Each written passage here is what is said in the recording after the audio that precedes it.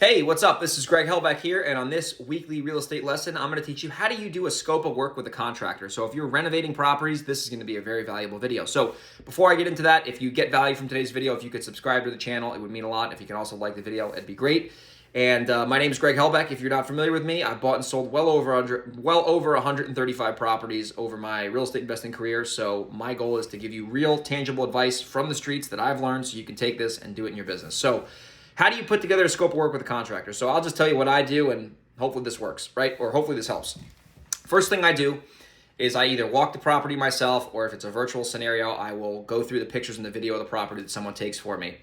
And I will go through room by room, and I create a scope of work that's line item, right? I don't just go with 123 Main Street, budget 50,000. That's not the right thing to do. So what you want to do is you want to go through every single improvement has its own line item, right? So paint, 3,000. Floors, 8,000. Kitchen, 12,000. Bathroom 1, 5,000. Half bath, 3,000. So what you want to do is you want to go through on a spreadsheet each line item, and you want to attach a number to the line item. You don't want to just say, 123 Main Street's budget's 52,000. That's you need to get more detailed than that. So, the paint is going to have a line item. The floors are going to have a line item.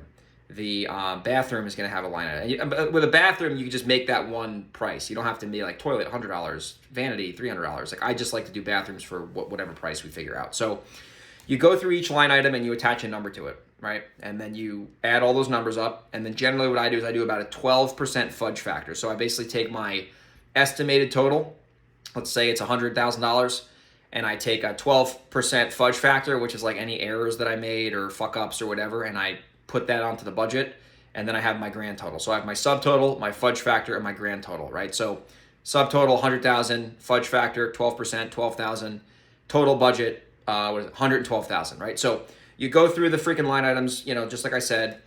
In my opinion, I like to do about a 12% fudge factor, which is usually more than enough, and then you come to your grand total, which is your budget, right? So what I'll do after that, after I figure out the scope myself, I'll get on the phone with my contractor, whoever I use, and I'll go through the entire line item with him on the phone. I'll say, okay, this is what I got for the bathrooms. This is what I got for this. This is what I got for that. And I make sure his price is in the ballpark with my estimates. And I've done enough properties where I generally know what stuff's going to cost. I'm not perfect, but I go through that with the contractor. We make sure we're on the same page about everything. I send him the videos, or I send him to the property so he can confirm everything. And then once we have that spreadsheet completed, I will then take that data from the spreadsheet and I will copy and paste that into a Word document that I will then put into DocuSign that me and the contractor will then go over, and we'll sign the contract together. They're called contractors for a reason. You got to sign contracts with them. Ask me how I know. And then what we'll also do in that Word document is I'll put timelines and payment structures. So I'll put total job timeline, and then we'll agree, the contractor and I, to something verbally. Let's call it a month or 2 months, whatever, however big the project is.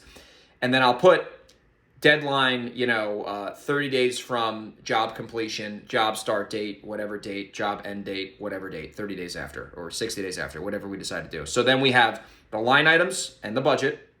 We have the timeline, right, which is how long the contractor has to do this at the price, or else there'll be penalties. And then the last thing we'll do is I'll go over how the contractor is going to get paid. This is critical if you're fixing and flipping houses. This is I'm telling you right now, this is critical.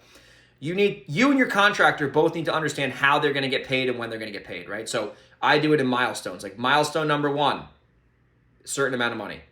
Milestone number 2, another certain amount of money. Milestone number 3, certain amount of money. Milestone number 4, certain amount of money.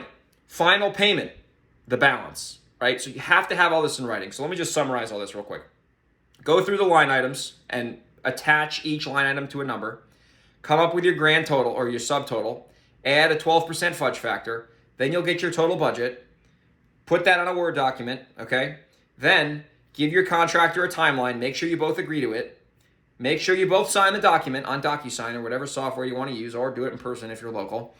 And then you want to have how the contractor's going to get paid. You got to have the payment structure there. Payment 1, payment 2, payment 3, payment 4, etc. And that's how you do it. Doesn't have to be too complicated. You don't need some fancy software package to do this. I mean, there's software out there, I'm sure, that helps, but I keep shit simple in my business. KISS, keep it simple, stupid. So hopefully you got value from this. If you did, let me know. Subscribe to the channel, like the video, and if you're in the Hudson Valley, Delaware, or California, San Diego. So if you're in the Hudson Valley, Delaware, or San Diego, and you want to sell me properties because I need more stuff to rehab, email me, Greg@velocityhousebuyers.com. I'll see you on the next video. Take care. Bye.